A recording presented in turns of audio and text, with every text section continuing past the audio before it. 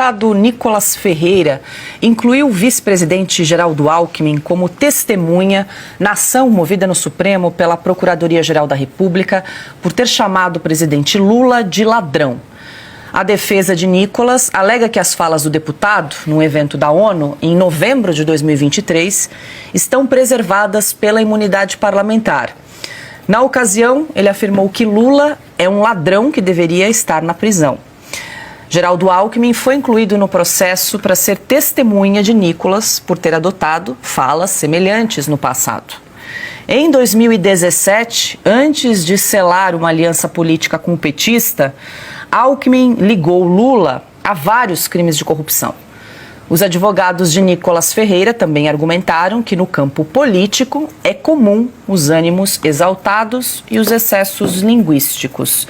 E aí, Carlo Cauti, Silvio, Augusto, antes de ouvi-los, acho que vale a pena revisitar uma das falas do Geraldo Alckmin a respeito de Lula. O Lula é o retrato do PT, partido envolvido em corrupção, sem compromisso, com as questões de natureza ética, sem limites. Depois de ter quebrado o Brasil, Lula disse que quer voltar ao poder. Ou seja, meus amigos, ele quer voltar à cena do... Silvio Naval, interessante a estratégia aí da defesa do deputado Nicolas Ferreira, de arrolar como testemunha o então agora atual vice-presidente Geraldo Alckmin, porque falas não faltam aí para ele juntar nos autos e alegar, olha, eu chamei de ladrão, mas não sou o único. O vice-presidente que compõe a aliança política com Lula também já o chamou de corrupto várias vezes. Do ponto de vista jurídico, perfeita estratégia, mas o Geraldo Alckmin é um caso psiquiátrico. Ele é um caso para divã. É preciso de um psicólogo, de um psiquiatra, uma junta de terapeutas para entender o que aconteceu com um sujeito que dizia o que nós acabamos de mostrar. Tem vídeo, tem imagens. Aliás, ele era considerado até naquele PSDB antagonista do PT, quando a direita ainda não tinha uma figura como Jair Bolsonaro, como a direita não tinha líderes que hoje estão no Congresso Nacional e em alguns estados. Naquela época, votava-se no PSDB contra o PT. Foi assim em várias eleições. Tanto no governo Fernando Henrique quanto depois. O antagonista era sempre o candidato do PT. E Geraldo Alckmin foi, em 2006, quem disputou o segundo turno contra o Lula, por exemplo. Depois ele voltou a se candidatar num fiasco homérico. Mas ele era o antagonista, como Aécio Neves foi, como José Serra foi. Então, para explicar para alguém no futuro o que é que a Geraldo Alckmin fez com a biografia e como funcionou esse cavalo de pau na cabeça dele, só mesmo uma junta médica. Ele que é formado em medicina deve me entender quando eu digo isso. Porque é inadmissível hoje ele não só ter ido a Brasília na garupa de quem ele chamava de criminoso, ou seja, vou embarcar no camburão junto em direção ao Palácio do Planalto, como também chancelar um governo que comete atrocidades em cima de atrocidades. Estamos falando aqui sobre a agenda diplomática, por exemplo. E ele chancela. O que será que o Geraldo Alckmin, desse vídeo, dessa época, dessa foto, pensaria do Geraldo Alckmin hoje? Carlo Cauti, nossa audiência sempre muito atenta aqui no chat. O Lívio Cabral Júnior pergunta: quem está atrás do Alckmin? Nós aqui comentamos.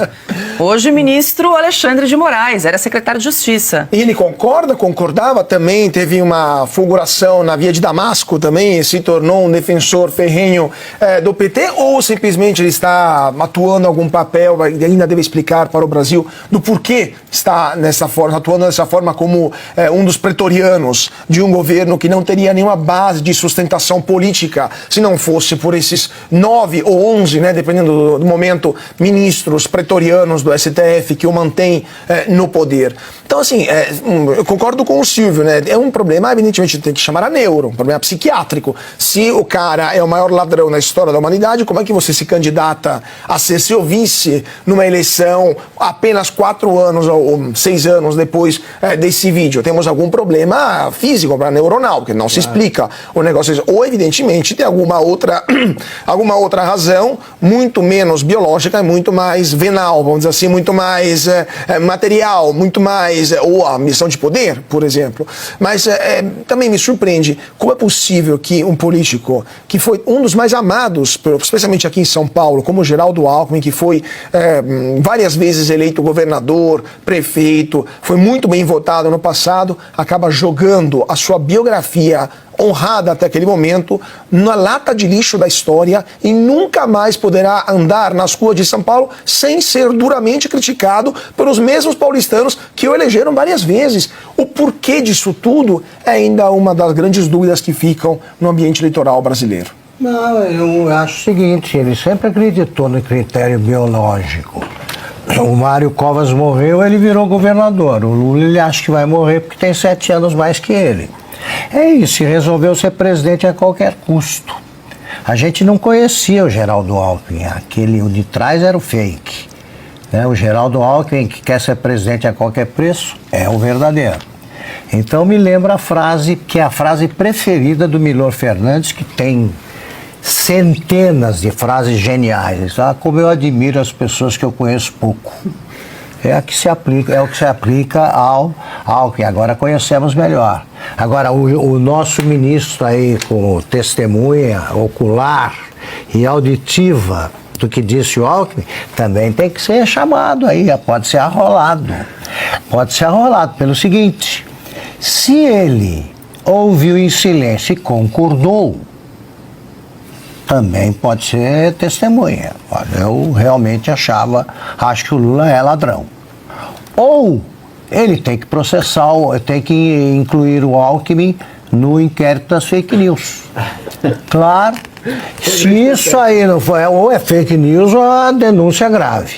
Ele testemunhou aquilo. Aí ele vai dizer, não, mas o inquérito é de 2019, né, Silvio? Sim. Das fake news. Sim, mas pela Constituição do Alexandre de Moraes, isso aí está em vídeo, portanto configura o flagrante perpétuo. Vale. Pode usar isso aí, que eu justifico com as palavras do Alexandre de Moraes, isso aí. Ele tem que se pronunciar. Se é ladrão, vira testemunha de acusação. Se não, manda prender o Alckmin. Mas sempre lembrando que esse processo é completamente ilegal, né? Porque acho que o nosso público mas deve tem que se valer lembrar disso. Tem que valer, então, porque assim, o Nicolas tem, além da liberdade de expressão, que todo mundo tem imunidade parlamentar, pode dizer o que bem entender. Inclusive, ele falou isso fora do Brasil. Então, mas os caras entendem melhor a linguagem do sarcasmo. Provavelmente eles são cínicos. Então, eles têm que saber que o pessoal debocha